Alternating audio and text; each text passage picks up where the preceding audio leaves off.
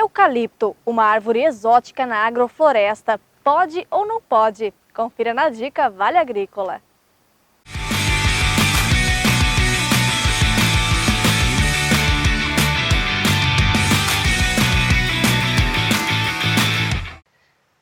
Olá, meu nome é João, eu sou permacultor e agricultor aqui em Ibirama, Santa Catarina.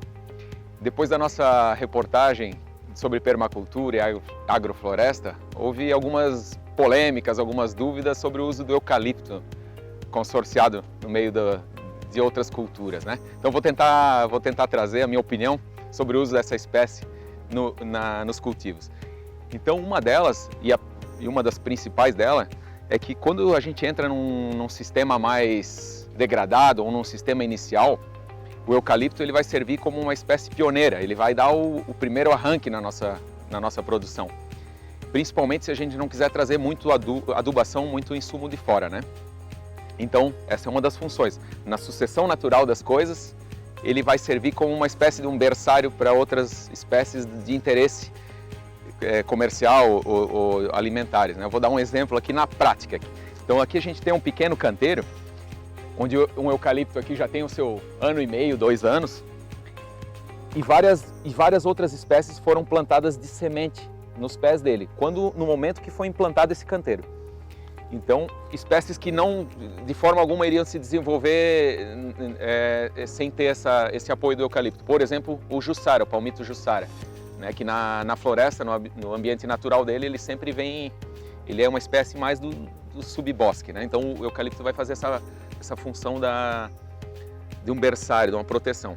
Juntamente com isso, o eucalipto também, num estágio um pouco mais avançado, ele vai servir também de material orgânico para eu depositar nos meus canteiros.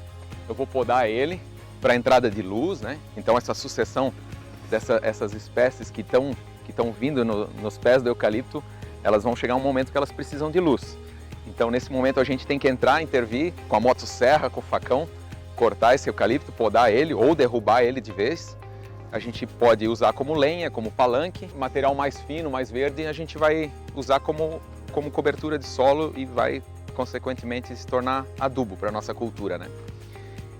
Uma polêmica bem grande é que o eucalipto ele é culpado no nosso sistema tradicional de plantio. Uma das falas mais frequentes e dúvidas que chegam para a gente é: o eucalipto vai secar a terra? Ele vai deixar a terra seca, vai sumir com a água?